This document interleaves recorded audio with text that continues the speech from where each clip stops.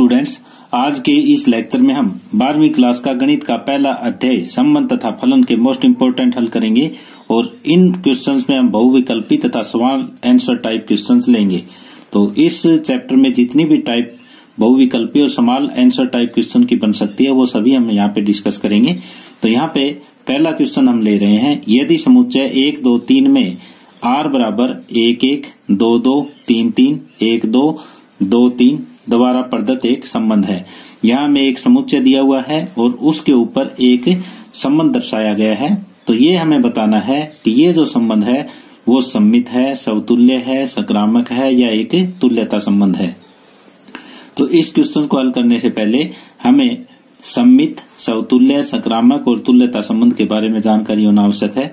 तो एक बार हम जो है सममित, समतुल्य और संक्रामक के बारे में यहाँ पे डिस्कस कर रहे हैं। जैसे हमने कोई समुच्चय ए लिया और उस पे हमने कोई संबंध आर दर्शाया है, तो ये संबंध आर जो है वो समतुल्य तब होगा कि ए के प्रत्येक अवयव ए के लिए यदि ए आर से संबंध रखे तो ये समतुल्य है, और प्रत्येक A1 A2 यानी एक साथ में इसके दो अवयव ए के हम लेते हैं और यदि A1 A2 R से संबंध रखता है तो हमें ये प्राप्त हो कि A2 A1 भी R से संबंध रखता है। तो ऐसी कंडीशन यदि होगी तो ये सममित कहलाएगा। और यहाँ पे हम तीन अवयव ले रहे हैं A के एक साथ कि प्रत्येक A1 A2 A3 जो A से संबंध रखता है के लिए यदि A1 A2 R से संबंध रखे, A2 A3 भी R से संबंध रखे, तो इन दोनों से मिलके हमें ये प्राप्त हो कि A1 A3 भी R से संबंध रखता है। यदि ये कंडीशन होती है तो ये संबंध जो है वो संक्रामक है। समतुल्य में हम एक अवयव लेंगे, सममित में 2 लेंगे और संक्रामक में 3 लेते हैं। तो यदि कोई संबंध समतुल्य भी है, सममित भी है और संक्रामक भी है तो उसको हम कहेंगे ये एक तुल्यता संबंध है। यानी आपको समतुल्य, सममित, संक्रामक इन तीनों का नॉलेज होना चाहिए। ये जो इस टाइप के क्वेश्चन है ये काफी बार एग्जाम में आते हैं। अब इस क्वेश्चन को हम कल हल कर रहे हैं। ये देखो यहाँ पे जो समुच्चय दिया हुआ है इसको मैं ए मान लेता हूँ। ये समुच्चय दे रखा है 1 2 3। ये आर जो है इसके ऊपर कोई संबंध है। तो पहले देखो कि ये समतुल्य है या नहीं है। समतुल्य के लिए क्या होना चाहिए, प्रत्येक अवयव जो है आर से बिलोंग्स करता हुआ होना चाहिए। 2 2 और 3 3, इसमें एक ही अवयव लेते हैं और दोनों जगह यही आएगा। तो ये देखो 1 1 2 2 3 3 क्या यहाँ है, 1 1 2 2 3 3 यहाँ पे है। तो इसका मतलब ये समतुल्य है। अब देखो सममित है कि नहीं है। जैसे यहाँ पे 1 2 तो है, 1 2 तो आर के अंदर है, लेकिन क्या नहीं है हमारे पास 2 1 आर के अंदर नहीं है, तो ये सममित नहीं होगा। और तीसरा ये देखो कि यहाँ पे 1 2 आर में है, 2 3 भी आर में है, तो 1 3 भी किस में होना चाहिए, यानी पहला दूसरा आर में है, दूसरा तीसरा आर में है, तो पहला तीसरा भी आर में होना चाहिए, लेकिन ऐसा यहाँ पे नहीं है। 1 3 यहाँ पे नहीं है, तो ये केवल समतुल्य है, न ही तो सममित है और न ही संक्रामक है। तो यहाँ पे हम इसका उत्तर लिखेंगे बी भाग, ये केवल समतुल्य है। ये बी भाग इसका आंसर आ जाएगा। अब अगला क्वेश्चन ले रहे हैं, यदि फलन f r से r में है यानी वास्तविक संख्याओं से वास्तविक संख्या में है, fx बराबर 3x द्वारा परिभाषित है, तो हमें ये बताना है कि f एकक की आच्छादक है, f एकक की है किंतु आच्छादक नहीं है, f आच्छादक किंतु एकक की नहीं है, एकक की आच्छादक दोनों ही नहीं है। तो हमें एक तो एकक की पता होना चाहिए क्या होता है, एक आच्छादक पता होना चाहिए क्या होता है। तो एकक की और आच्छादक के बारे में पहले हम डिस्कस कर रहे हैं, उसके बाद इस क्वेश्चन को सोल्व करेंगे। तो यहाँ पे मैंने f1 एक फलन लिया है जो समुच्चय a से b में है। तो यहाँ देखो a के जो अवयव हैं वो 1 2 3 4 मैंने लिए हैं, b के अवयव a b c d लिए हैं। तो यहाँ पे b के प्रत्येक अवयव की प्री इमेज यहाँ पे a में है। जैसे यहाँ पे 4 अवयव हैं और चारों की परी इमेज यहाँ पे हमारे पास है। तो ये ऐसा जो फलन होगा वो एक अक्की फलन होगा, यानी एक अवयव की केवल एक ही परी इमेज हो, एक अवयव की केवल एक ही परी इमेज है तो ये एक अक्की होगा। अब यहाँ देखो, यहाँ के इस अवयव की भी एक इमेज है, इसकी भी एक है, इसकी भी एक है, तो ये भी कैसा फलन है? एक अक्की फलन है। अब यहाँ देखो, एक की जो परी इमेज है वो एक भी है, दो भी है, तो ऐसे केस में ये एक अक्की फलन नहीं है, तो इसको हम कैसा बोलेंगे? बहु एकी फलन बोलेंगे इसको, या ये कहेंगे कि ये एक अक्की फलन नहीं है।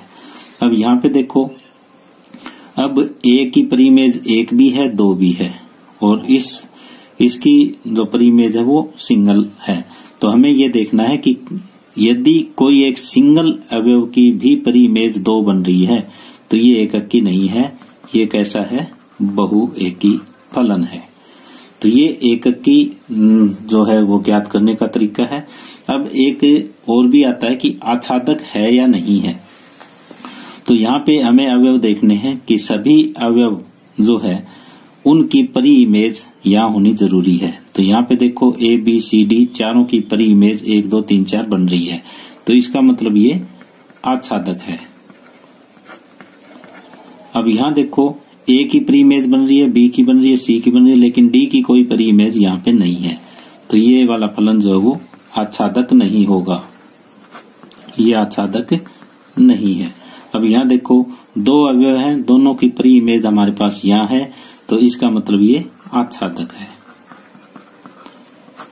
अब यहाँ पे देखो, ए और बी की दो की तो परी इमेज है, लेकिन सी और डी की यहाँ कोई परी इमेज नहीं बन रही, तो ये आच्छादक नहीं होगा। पहले तो मैंने बताया एक अक्की कौन होता है, एक अक्की कौन नहीं होता, फिर दोबारा मैंने ये बताया कि आच्छादक कौन होता है और आच्छादक कौन नहीं होता। तो ये थ्योरी अगर आपको समझ में आ गई तो ये क्वेश्चन बड़े आसानी से आप सॉल्व कर सकते हो। जैसे अब आर से आर में, यानी इधर जो है वो भी वास्तविक संख्या है और इधर है वो भी वास्तविक संख्या है, लेकिन कंडीशन क्या है? x से fx में जाते टाइम ये 3 गुना हो जाता है। यदि हम यहाँ पे 1 ले रहे हैं तो यहाँ पे fx की वैल्यू 3 हो जाएगी।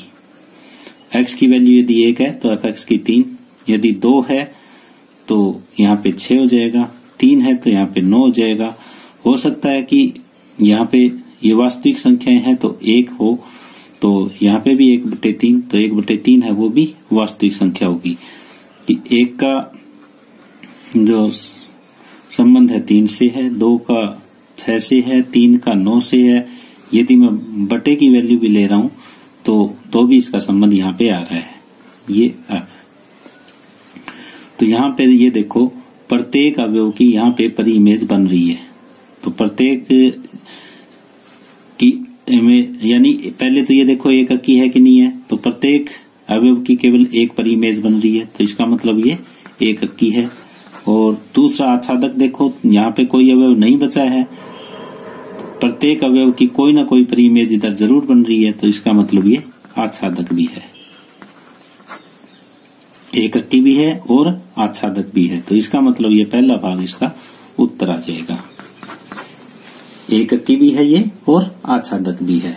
अब नेक्स्ट क्वेश्चन, इस क्वेश्चन में और पहले वाले क्वेश्चन में थोड़ा सा फर्क है, और ये दोनों जो है वो काफी इंपॉर्टेंट क्वेश्चन है, ध्यान से समझना है।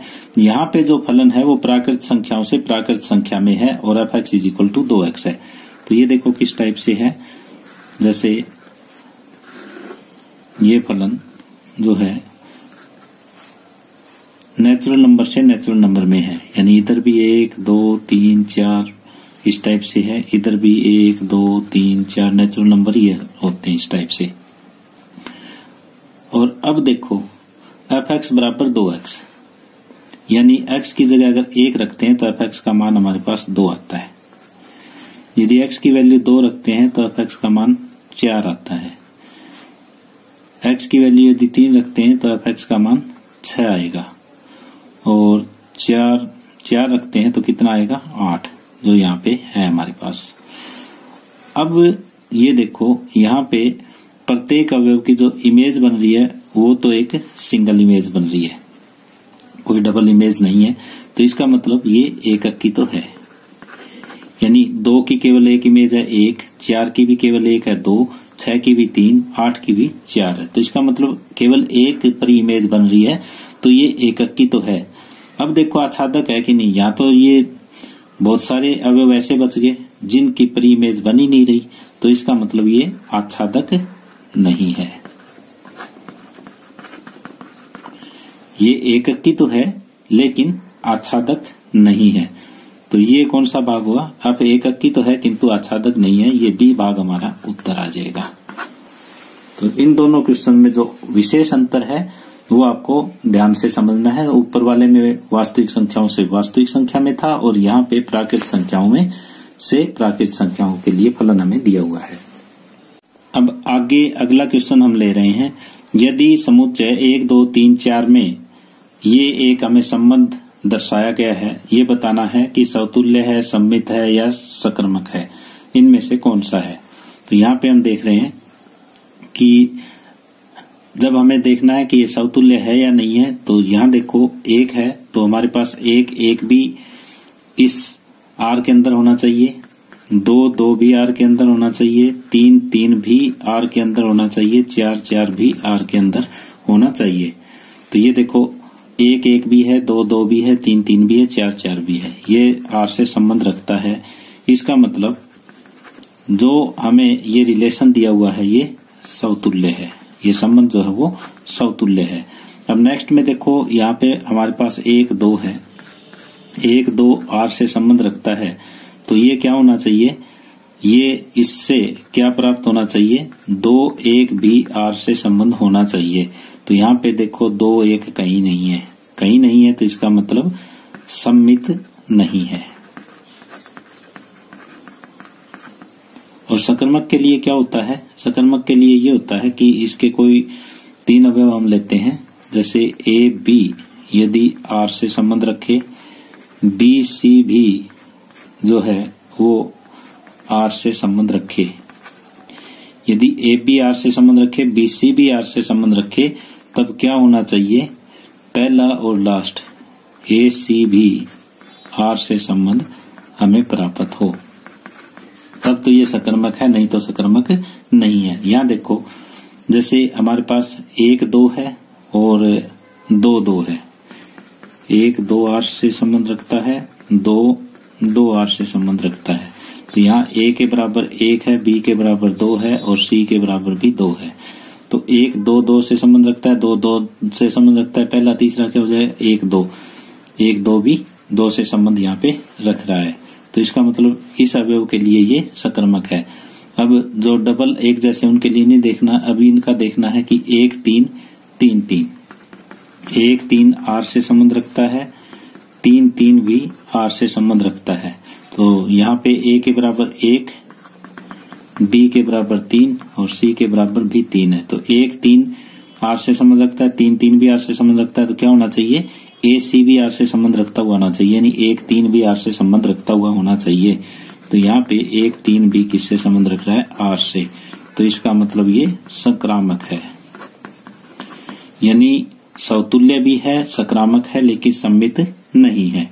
समतुल्य है, संक्रामक है, लेकिन सममित नहीं है। तो इसका मतलब बी भाग हमारा आंसर आ जाएगा, बी भाग उत्तर। इसी प्रकार का अगला क्वेश्चन है, हमें समुच्चय दिया हुआ है 1, 2, 3, 4 और ये R जो है वो संबंध दर्शाया गया है। हमें बताना है कि समतुल्य है, सममित है या सकर्मक है। ये तीनों चीज हम चेक करेंगे। यहाँ पे देखो 4 अवयव है, तो हमारे पास 1, 1, 2, 2, 3, 3, 4, 4। ये हमें देखना है कि R के अंदर है या नहीं है। तो 1, 1 भी है, 2, 2 भी है, 3, 3 भी है और 4, 4 भी है। तो इसका मतलब अगर ये चारों के चारों अवयव R के अंदर है तो समतुल्य तो R है। एक बात तो क्लियर हुई। अब नेक्स्ट में देखते हैं, यहाँ पे पहला अवयव 1, 2 है। 1, 2 यदि R में है तो इसका मतलब क्या होना चाहिए, 2, 1 भी R के अंदर होना चाहिए। 2, 1 भी R के अंदर है। अब नेक्स्ट देखो, इस टाइप का कोई और अवयव एक 3 आर के अंदर है, तो इसका मतलब क्या है 3 1 भी आर के अंदर होना चाहिए। 3 1 भी आर के अंदर है। अब 2 1 1 2 आ गया 3 1, यानी इस टाइप के जितने भी अवयव थे वो यदि पहला 1 2 आर से संबंध है तो 2 1 भी आर से संबंध हो गया, 1 3 आर से संबंध है 3 1 भी आर से संबंध हो गया, तो इसका मतलब ये सम्मित भी है। जो चेक करने वाला कोई और अवयव हमारे पास इस टाइप का नहीं बचा है। अब नेक्स्ट में देखो कि संक्रामक के लिए 1 2 है, तो 2 के बाद हमारे पास कितना है 2 भी है और 2 के बाद 1 भी है, तो 1 2 के बाद 2 1 भी है, तो इसका मतलब क्या हुआ ये A के बराबर 1, B के बराबर 2, C के बराबर 1, तो इसका मतलब 1 1 भी यदि R के अंदर है तो संक्रामक की ये कंडीशन पूरी करता है। अब दूसरा देखें 1 2 यदि R से संबंध रखता है तो 2 के बाद और कौन है 2 2 है, तो यहाँ पे भी A के बराबर 1 आ जाए, B के बराबर 2, C के बराबर 2, तो ये भी क्या हो जाएगा संक्रामक हो जाएगा। नेक्स्ट में हम देखना चाहें 1 3 1 3 और 3 1 है, तो 1 3 3 1 ये आर से संबंध रखते हैं, तो 1 1 भी आर से संबंध रखता हुआ होना चाहिए, तो ये बात सही है। अब नेक्स्ट देखो 1 3 के बाद 3 1 हमने ले लिया, 1 3 के बाद क्या हो जाएगा 3 3, 1 3 के बाद 3 3, तो यहाँ पे भी A के बराबर 1, B के बराबर 3, C के बराबर भी 3 है, तो ये भी क्या हो जाएगा पहला और तीसरा 1 3 जो है वो भी R से संबंध रखता है। तो इस टाइप के जितने भी अवयव थे वो सभी जो है वो संक्रामक की कंडीशन पूरी कर रहे हैं, तो ये संक्रामक है। तो समतुल्य भी है जो दिया हुआ R है वो सम्मित भी है और संक्रामक भी है। यदि तीनों कंडीशन पूरी करता है तो R जो है वो एक तुल्यता संबंध होगा, R जो है वो एक तुल्यता संबंध होगा और D भाग हमारे पास आंसर आ जाएगा। अब नेक्स्ट क्वेश्चन हम ले रहे हैं, यदि A बराबर 1 2 3 4 हो तो निम्नलिखित में से कौन सा तुल्यता संबंध है। तो ये कुछ संबंध दिखा रखे हैं, तो हमें ये बताना है कि इनमें से कौन सा तुल्यता संबंध है। तो यहाँ पे ये देखो 4 अवयव हैं, तो सबसे पहले क्या होना चाहिए इन चारों में 1 1 2 2 3 3 और 4 4 होना चाहिए, तब ये जो है क्या होगा समतुल्य होगा।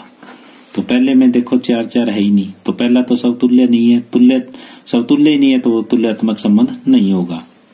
दूसरे में देखो 4 4 यहाँ पे भी नहीं है, तो इसका मतलब ये भी तुल्यता संबंध नहीं है। तीसरे में भी 4 4 नहीं है, तो इसका मतलब ये भी तुल्यता संबंध नहीं है। तो न तो तुल्यता संबंध पहला, न दूसरा, न तीसरा, तो उत्तर क्या आ जाएगा 4 कि इनमें से कोई नहीं। उत्तर डी भाग आ जाएगा कि इनमें से कोई नहीं, ये आंसर।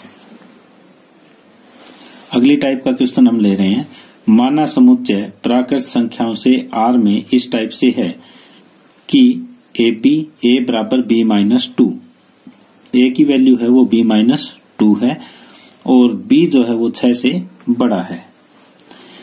दो कंडीशन दे रखी है, A जो है वो B माइनस 2 है और B जो है वो 6 से बड़ा है। तो यहाँ हमें देखना है कि पहला पार्ट है वो A है, दूसरा है वो B है। पहला अवयव A, दूसरा B, तो B है वो 6 से बड़ा होना चाहिए, तो इसका मतलब ये तो हो नहीं सकता, तो ये तो हमारा कट हो गया।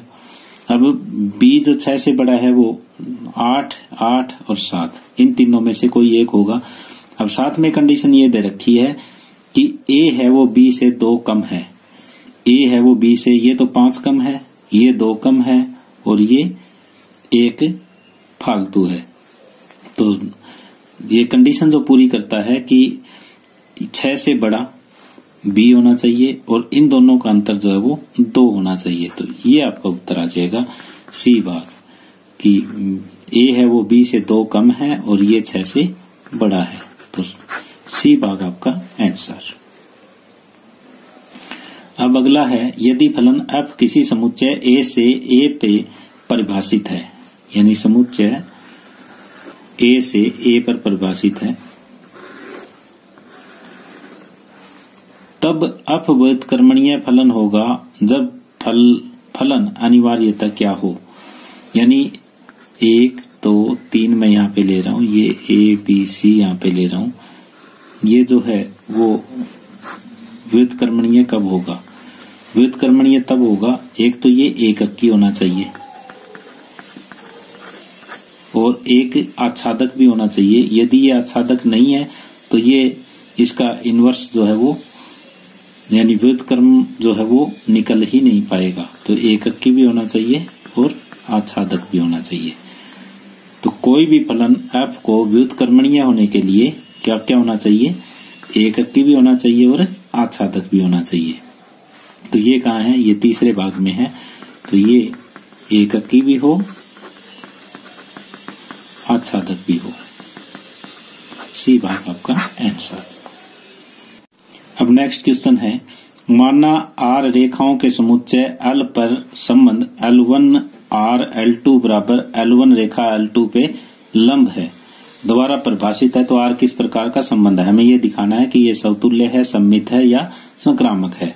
तो कंडीशन क्या दे रखी है, जैसे L1 L2 दो रेखाएं हैं, तो L1 और L2 के बीच में जो संबंध है वो क्या है कि L1 है लंब L2 के ऊपर, ये संबंध है। तो समतुल्य के लिए हम देखते हैं पहले L1 कोई हम मान लेते हैं कि L1 जो है वो समुच्चय L का कोई अवयव है।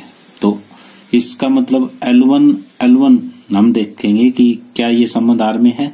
क्या कोई रेखा खुद पे लंब हो सकती है, नहीं हो सकती। खुद पे लंब कोई रेखा नहीं हो सकती, तो इसलिए ये R से संबंध नहीं रखती। तो इसका मतलब समतुल्य नहीं है ये। अब नेक्स्ट में देखो कि प्रत्येक L1 L2 यदि L से संबंध रखते हैं, तो यदि L1 L2 पर लंब है तो इसका मतलब क्या होगा, L2 भी L1 के ऊपर लंब होगी। ये सत्य है, तो इसलिए ये सममित होगा। अब तीसरी बात, प्रत्येक L1 L2 L3 L से संबंध रखती है। जैसे ये मैंने L1 लिया, ये L2 हो गया और इसके ऊपर लंब L3 हुआ कि L1 L2 पे लंब है, L2 L3 पे लंब है, तो क्या L1 L3 पे लंब होगी। ये देखो L1 L2 पे लंब है, L2 L3 पे, तो ये तो दोनों समांतर होगी, लंब तो नहीं होगी, तो इसलिए ये इससे संबंध नहीं रखता। तो इसलिए ये संक्रामक नहीं है। तो ये केवल क्या है, सममित है। तो यहाँ पे देखो कहाँ इसका आंसर आ रहा है, ये चौथा उत्तर आ रहा है। ये न तो समतुल्य है न ही संक्रामक है, तो ये केवल सममित है। उत्तर आ जाएगा डी भाग। अगला क्वेश्चन है, दिए गए समुच्चय A बराबर ABC के लिए एक तत्समक संबंध होगा। तो तत्समक संबंध में केवल ये एक ही आता है कि जो ये अवयव है इनका जो संबंध बनेगा AA BB और CC। अगर ये तीन अवयव है तो ये AA BB CC, ये जो संबंध कहलाएगा ये जो है वो तत्समक संबंध कहलाएगा, आइडेंटिटी रिलेशन। तो ये देखो कहाँ है, ये बी भाग में है, AA BB CC।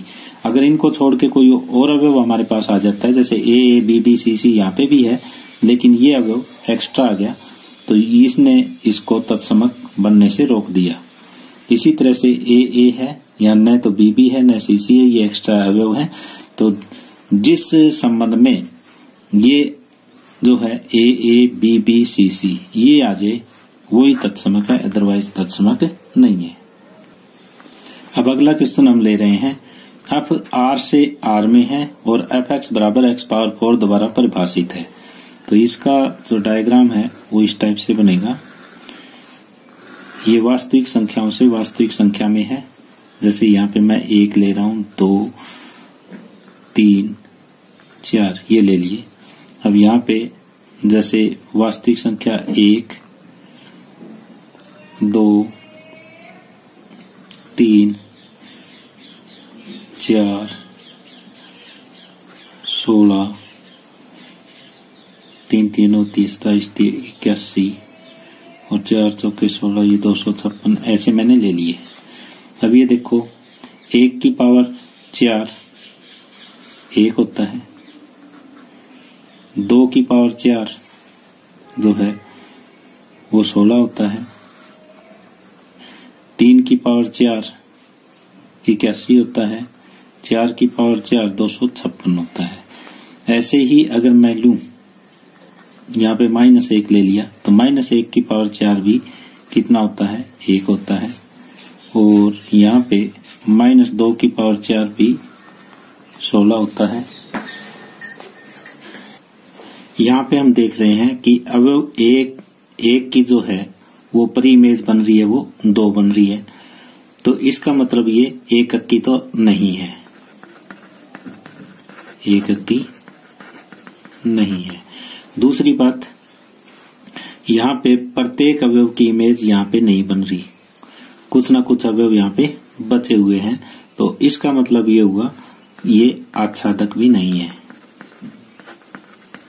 ये न तो 1 अक्की है और न ही आच्छादक है, तो ये उत्तर आ जाएगा डी भाग। यहाँ पे अप बहु एक आच्छादक नहीं है, तो ये थोड़ा सा लैंग्वेज का फर्क है। यहाँ पे अगर ये कोमा लगा देता कि अप बहु एक है तथा आच्छादक नहीं है, तो ये उत्तर आ जाता। अब ये बिल्कुल क्लियर है, अप न तो 1 अक्की है न ही आच्छादक है, तो डी भाग हमारा उत्तर आ जाएगा।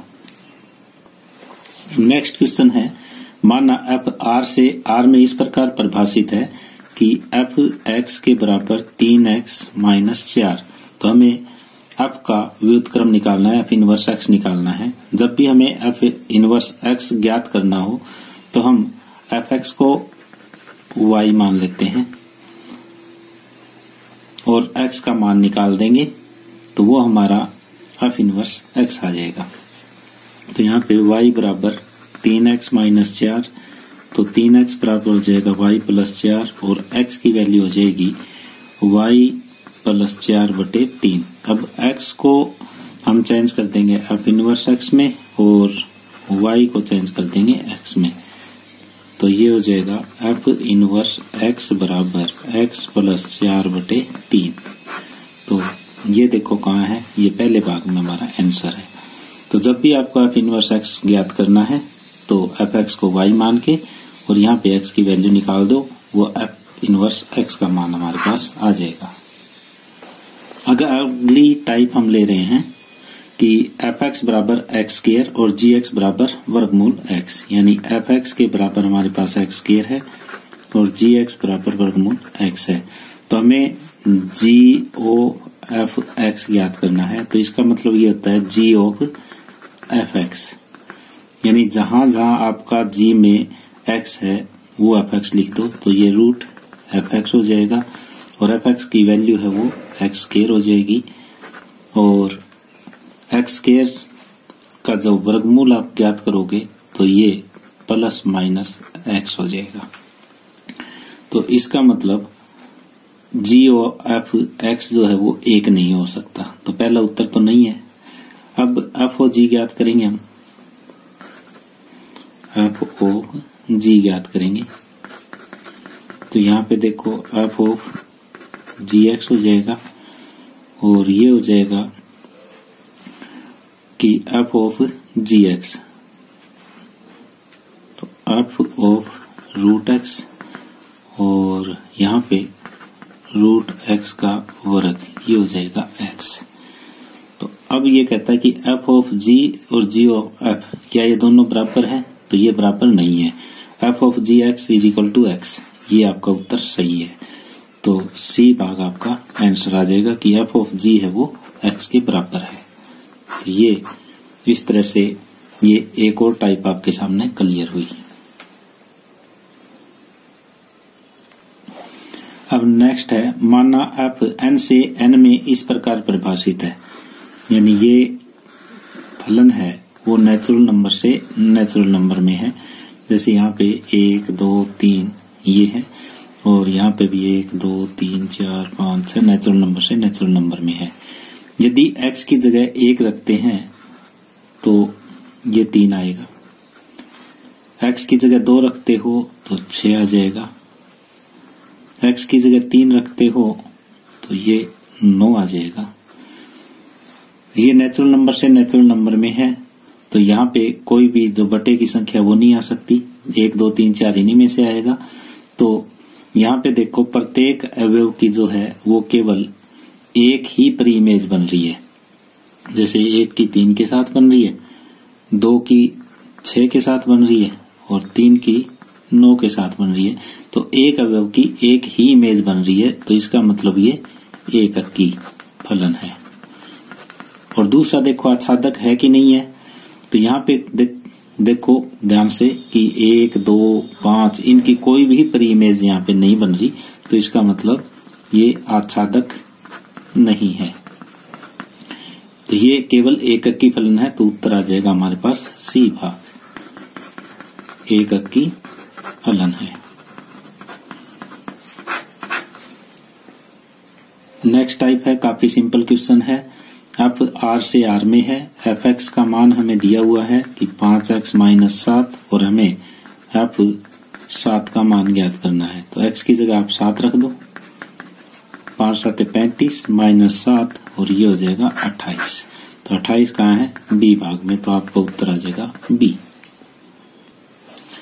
अब अगला क्वेश्चन है माना समुच्चय a बराबर 1 2 3 8 10 11 और R समुच्चय A पे परिभाषित संबंध इस तरह से है कि A और B में जो अंतर है वो 4 का है, तब संबंध R क्या होगा। तो R के अंदर देखो फिर कौन कौन से अवयव आएंगे।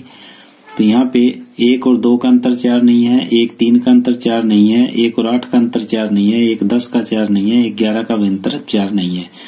इसी तरह से अवयव 2 से हम सारे अंतर देखेंगे तो 2 और 3 का अंतर 4 नहीं है, 2 8 का अंतर 4 नहीं है, 2 10 का अंतर 4 नहीं है, 2 और 11 में भी अंतर 4 नहीं है। इसी तरह से 3 और 8 में भी नहीं है, 3 10 में भी नहीं है, 3 11 में भी नहीं है। कोई ऐसे दो अवयव नहीं मिले हमें जिनका अंतर 4 हो। तो ये जो है वो हमारा R है वो रिक्त संबंध है, इसके अंदर कोई अवयव नहीं है, तो R एक रिक्त संबंध होगा। रिक्त संबंध का देखो कहाँ है, ये पहला भाग आपका आंसर आ जाएगा। अब अगली टाइप है माना R एक संबंध पर Z इस प्रकार परिभाषित है कि A R B बराबर A बड़ा और बराबर B से है, तब R क्या है? सम्मित होगा, समतुल्य होगा या संक्रामक होगा। हमें ये दिया हुआ है कि A R B जो है A is greater than equal to B। तो यहाँ पे पहले समतुल्य के लिए प्रत्येक A जो है वो Z के ऊपर है। यदि A इससे Z से बिलोंग करता है तो A तो ये क्या होगा, यानी खुद जो है या तो खुद के बराबर होगा या बड़ा होगा। तो इनमें से खुद के बराबर खुद तो होता ही है, तो ये कंडीशन हमारी सेटिस्फाई होती है। तो इसका मतलब जो है वो ये R से संबंध रखेगा। क्यों? क्योंकि खुद के बराबर होता है। अब नेक्स्ट देखो, यदि प्रत्येक A B के लिए देखो, A B यदि Z से बिलोंग करता है तो यदि A B जो है वो R से संबंध रखेगा, इसका मतलब ये हुआ कि A is greater than equal to B। लेकिन ये इम्प्लाइज करेगा कि B जो है वो greater than equal to A होना कोई जरूरी नहीं है। यदि ये A किसके अंदर, यदि AP इंटीजर से संबंध रखते हैं तो ये बड़ा और बराबर होना जरूरी नहीं है। तो इसने ये इम्प्लाई कर दिया कि AB जो है वो R से संबंध नहीं रखेगा। तो इससे क्या हुआ कि ये समतुल्य तो है लेकिन यहां सम्मित नहीं है। तीसरी कंडीशन, प्रत्येक a b c belongs to z के लिए, यहाँ ए बी जो है वो आर से संबंध रखता है, बी सी है वो आर से संबंध रखता है। इसका मतलब A is greater than equal to B तथा B is greater than equal to C. A B से बड़ा है, बी सी से बड़ा है, तो ये जरूरी होगा कि ए बी बड़ा और बराबर है सी के। तो इसका अर्थ ये हुआ कि ए सी जो है वो आर से संबंध रखता है, तो इसका मतलब ये हुआ कि ये संक्रामक है। यानी समतुल्य और संक्रामक तो है ये, लेकिन सम्मित नहीं है। तो यहाँ देखो कौन से भाग में है, समतुल्य और संक्रामक है किंतु सम्मित नहीं है, तो सी भाग आपका आंसर आ जाएगा। अब अगला क्वेश्चन है, माना ए बराबर 1 2 3, ए बराबर हमारे पास है 1 2 3 और बी बराबर है 1 4 6 9 और संबंध ए से बी पर इस प्रकार परिभाषित है कि x बड़ा है y से, यानी पहले वाला अवयव दूसरे अवयव से बड़ा है। तो r में कौन कौन से अवयव हो जाएंगे, पहला अवयव दूसरे से बड़ा है, तो 1 1 में तो बड़ा नहीं है, तो ये आ जाएगा आपका 2 1, 2 4 भी नहीं आएगा, 2 6 भी नहीं आएगा। अब यहाँ पे अगला आ जाएगा 3 1, क्योंकि 3 4 नहीं आ सकता क्योंकि 4 बड़ा है 3 से, तो पहला अवयव बड़ा होना चाहिए और दूसरा छोटा होना चाहिए, वो यार में आएंगे। तो पहला जो है वो प्रांत होता है और दूसरा अवयव जो है वो परिसर होता है। तो यानी आर का परिसर क्या हो जाएगा, आर का परिसर जो है वो केवल एक ही अवयव है, 1 हो जाएगा, और ये हमारे सी भाग में उत्तर है। अब अगला क्वेश्चन है, यदि समुच्चय ए बराबर 1 2 3 4 5 6 7 8 9 पर संबंध आर इस प्रकार परिभाषित है कि एक्स आर वाई और वाई बराबर 3x, तब आर किसके बराबर होगा। यानी आर देखो y बराबर 3x, यानी यदि x के बराबर आप 1 लेते हो, पहला अवयव यदि 1 लेते हो तो y कितना हो जाएगा, y 3। यदि x आप 2 लेते हो तो y कितना हो जाएगा 6। यदि x आप 3 लेते हो तो y हो जाएगा 9, और 9 से बड़ा अवयव हमारे पास यहाँ पे नहीं है। तो x की वैल्यू यदि 1 है तो y 3 हो जाएगा, x की वैल्यू 2 है तो y 6 हो जाएगा, x की वैल्यू अगर 3 है तो y की वैल्यू 9 हो जाएगी। 9 से बड़ा कोई अवयव हमारा a में नहीं है, तो 1 3 2 6 3 9, ये देखो कहाँ है, 1 3 2 6 3 9, ये सी भाग हमारा आंसर होगा। अब 20वां क्वेश्चन है, यदि a बराबर 1 2 3 हो तो अवयव 1 2 वाले तुल्यता संबंधों की संख्या कितनी होगी। ये काफी इम्पोर्टेंट क्वेश्चन है। तो तुल्यता संबंध के लिए जो फलन है वो समतुल्य भी होना चाहिए, सम्मित भी होना चाहिए और संक्रामक भी होना चाहिए। ये तीनों की तीनों कंडीशन उसमें होनी चाहिए जिसका अवयव 1 2 है। तो 1 2 वाला सबसे छोटा हम देख लेते हैं, सबसे छोटा तुल्यता संबंध ये कौन सा होगा। देखो उसमें 1 1 भी होना चाहिए, 2 2 भी होना चाहिए और 3 3 भी होना चाहिए। ये तो समतुल्य के लिए कंडीशन होगी, और 1 2 उसका अवयव जरूरी है। इसके लिए सम्मित यदि हमें बनाना है तो 2 1 भी इसके अंदर होना चाहिए। संक्रामक के लिए 1 2 2 1, तो 1 1 यहाँ पे हमारे पास विद्यमान है। तो सबसे छोटा जो तुल्यात्मक संबंध है वो ये बना। अब जो बचे हुए अवयव है वो इसके और कौन कौन से अवयव बच सकते हैं। बचे हुए अवयव जैसे 1 2 2 1 हमारे पास आ गया, 1 3 3 1 बचा, 1 2 3 और 3 2 हमारे पास बचा। ये बचे हुए अवयव हैं। इनमें से यदि हम 1 और जोड़ लेते हैं तो ये तुल्यता संबंध नहीं बनता, 2 ऐड कर लेते हैं तो भी नहीं बनता, 3 ऐड कर लेते हैं तो भी नहीं बनता। यदि चारों को हम मिलाएंगे इसमें तभी एक तुल्यता संबंध बनेगा। ये R2 में लिख लेता हूं कि 1 1 2 2 3 3 1 2 2 1 1 3 3 1 2 3 3 2। या तो तुल्यता संबंध ये बनेगा या फिर तुल्यता संबंध ये बनेगा, बीच का कोई और तुल्यता संबंध नहीं बन सकता, क्योंकि समतुल्य, सममित और संक्रामक या तो ये वाला संबंध है या ये वाला संबंध है। तो इस टाइप के केवल 2 ही संबंध हो सकते हैं। तो कुल तुल्यता संबंधों की संख्या जो है हमारे पास 2 होगी और जो बी भाग है ये हमारा उत्तर आ जाएगा। अब अगला क्वेश्चन ले रहे हैं। अब r से r में है f(x) बराबर 3 माइनस एक्स पावर 3 की पावर 1/3 द्वारा प्रदत्त है, तो f ऑफ f(x) का मान क्या होगा? तो हमारे पास f(x) का मान है 3 माइनस एक्स की पावर 3 की पावर 1/3। हमें निकालना है f ऑफ f(x). इसका मतलब f ऑफ f(x), जहां f(x) में x है उसकी जगह f(x) लिखो आप। तो 3 माइनस f(x) और इसकी पावर 3 पूरे की पावर 1/3। तो ये हो जाएगा 3 माइनस f(x) का मान रख दो f(x) की जगह, 3 माइनस x³ की पावर 1/3। ये तो f(x) का मान हुआ, इसकी पावर ये वाली 3 और ये पूरे की पावर हमारे पास 1/3 बची। तो ये देखो इस 3 से ये 3 पावर घट जाएगी, तो 3 माइनस x³ ये बचा, इसकी पावर 1/3। तो ये हो जाएगा 3 माइनस 3 प्लस x की पावर 3 इसकी पावर 1/3।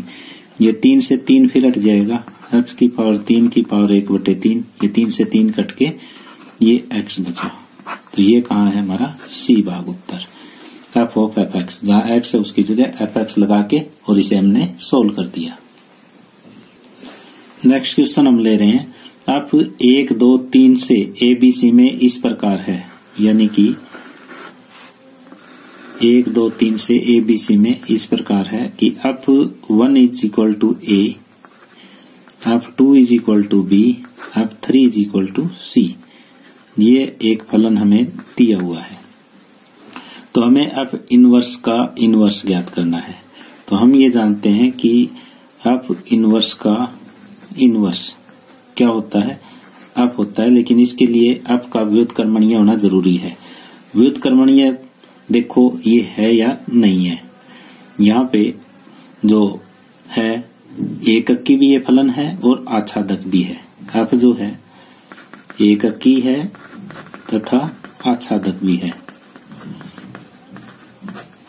एककी और आच्छादक है तो इसका मतलब अप जो है वो व्युत्क्रमणीय है।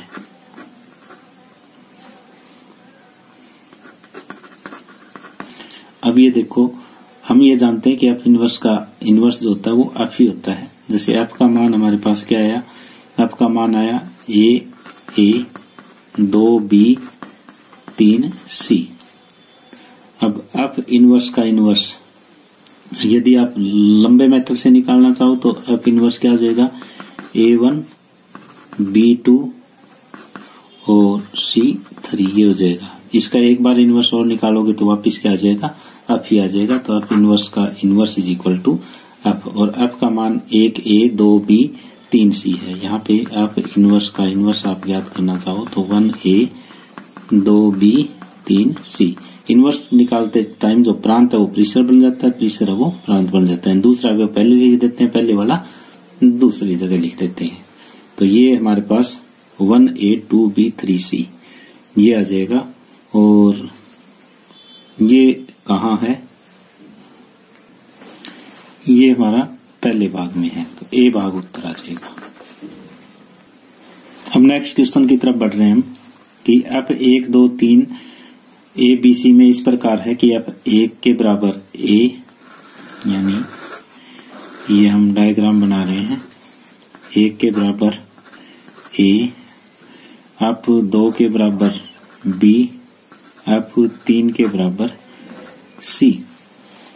तब अब इनवर्स का मान ज्ञात करें, ये एफ है, हमें अब इनवर्स ज्ञात करना है। तो पहले ये देखो कि क्या ये व्युत्क्रमणीय है, हाँ तो ये एककी भी है और आच्छादक भी है, तो इसलिए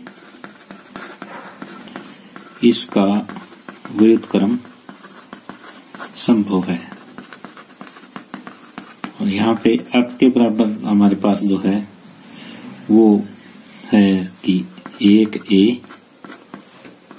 2B 3C। हमें ज्ञात करना है एफ इनवर्स। तो एफ इनवर्स यदि ज्ञात करना है तो बाद वाला अवयव पहले हो जाएगा और पहले वाला बाद में हो जाएगा।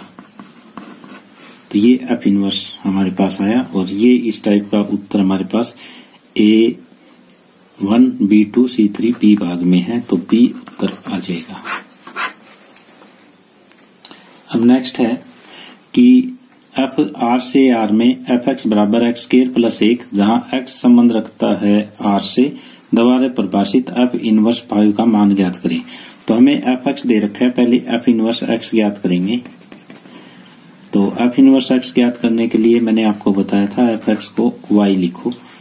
तो वाई बराबर एक्स स्क्वायर प्लस 1 और यहां से हम एक्स का मान ज्ञात करेंगे।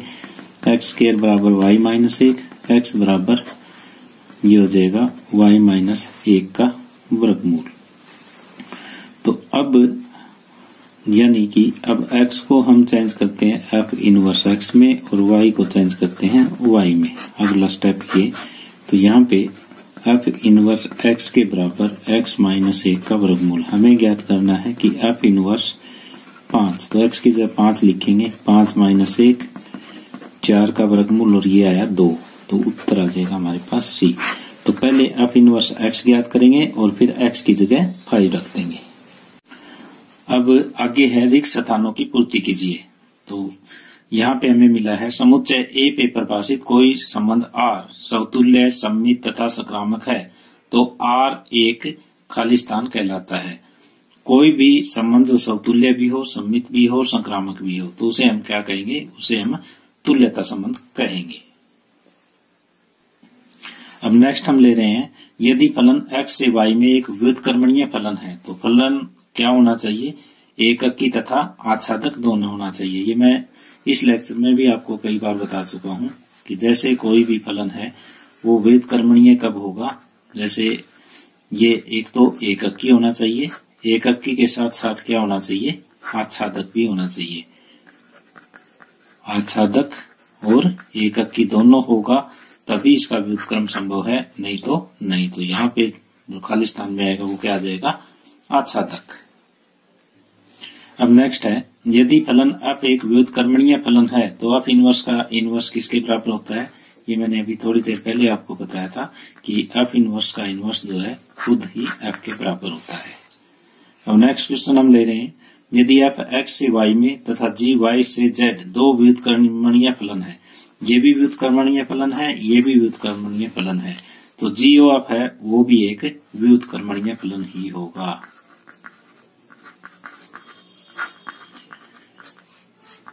यदि x से y में f एक व्युत्क्रमणीय फलन है, y से z में g व्युत्क्रमणीय फलन है, तो f g ऑफ जो है वो भी एक व्युत्क्रमणीय फलन होगा। ये कंपल्सरी है।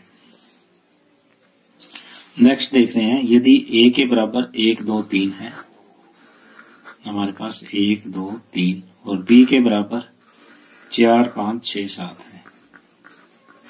1 का संबंध 4 के साथ है, 2 का 5 के साथ है और 3 का 6 के साथ है। तो A से B पर एक फलन है, तो अब किस टाइप का फलन है? ये देखो, प्रत्येक अवयव के B के प्रत्येक अवयव की जो परिमेय है वो एक अवयव है, तो इसका मतलब ये एककी तो है, लेकिन यहाँ पे एक अवयव बचा हुआ है तो ये आच्छादक नहीं है। एककी है लेकिन आच्छादक नहीं है, तो इसमें यहाँ पे हम क्या लिख देंगे कि ये एक एककी फलन है। आगे है सत्य असत्य लिखो। यदि a बराबर 1 2 3 हो तो ऐसे संबंध जिनमें अवयव 1 2 तथा 1 3 हो और जो समतुल्य तथा सममित है किंतु संक्रामक नहीं है की संख्या 1 है। तो a में इतने जो संबंध बन सकते हैं जिनके अवयव 1 2 और 1 3 है वो लिखने हैं जो समतुल्य और सममित है। इनकी संख्या 1 है या 1 से ज्यादा है, ये हमें चेक करना है। तो r के बराबर जिनमें अवयव 1 2 1 3 है, पहले तो समतुल्य वाले देखो। समतुल्य के लिए क्या कंडीशन होती है? 1 1 भी होना चाहिए, 2 2 भी होना चाहिए, हमारे पास 3 3 भी होना चाहिए। साथ में ये कहता है कि 1 2 और 1 3 अवयव भी इसके अंदर हो, समतुल्य तथा सम्मित हो। तो ये सम्मित कब होगा? जब इसके अंदर 2 एक भी हमारे पास हो और 3 एक भी हमारे पास हो। तो अब ये समतुल्य भी है और सम्मित भी है। तो शेष अवयव हमारे पास कौन से बच गए? शेष अवयव जो बचे वो ये बचे कि 1 तो 3 2 बच गया, 1 2 3 बच गया। ये शेष अवयव है जो इसमें शामिल हो सकते हैं। यदि मैं एक को इसमें जोड़ता हूं या दोनों को जोड़ता हूं, एक जोड़ते हैं तो भी ये सकारात्मक हो जाता है और दूसरे को जोड़ते हैं तो भी सकारात्मक हो जाता है, लेकिन ये कहता है कि सकारात्मक नहीं होना चाहिए। तो यदि इनमें से हम एक भी अवयव आर के अंदर जोड़ देते हैं तो आर जो है वो सकारात्मक हो जाएगा, जो हमें नहीं लेना है। तो इस टाइप का जो संबंध बन सकता है वो केवल एक ही संबंध हो सकता है। अतः इस प्रकार का केवल एक ही संबंध हो सकता है।